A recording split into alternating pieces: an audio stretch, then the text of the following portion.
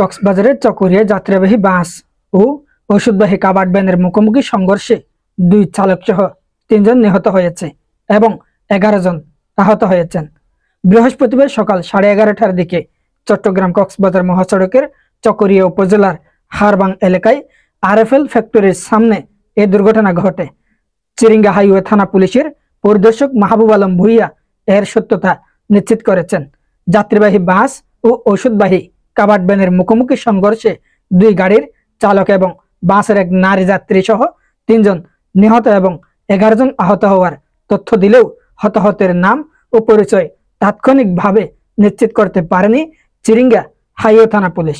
স্থানীয়দের বরাতে মাহবুবুল আলম বলেন, 8 ফেব্রুয়ারি বৃহস্পতিবার সকালে চকরিয়ার হারবাং ইউনিয়নের আরএফএল ফ্যাক্টরির সামনে চট্টগ্রামগামী ইগল পরিবহন সার্ভিসের একটি বাসের সঙ্গে বিপরীত দিক থেকে আসা স্কয়ার কোম্পানির ওষুধবাহী কাভার্ড ভ্যানের মুখোমুখি সংঘর্ষের ঘটনা ঘটে।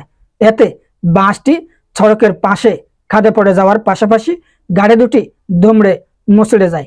ঘটনায় দুর্ঘটনাস্থলেই গাড়ির 2 চালক ও বাসের এক নারী যাত্রী মারা যান। এ সময় আহত হয়েছেন 11 জন।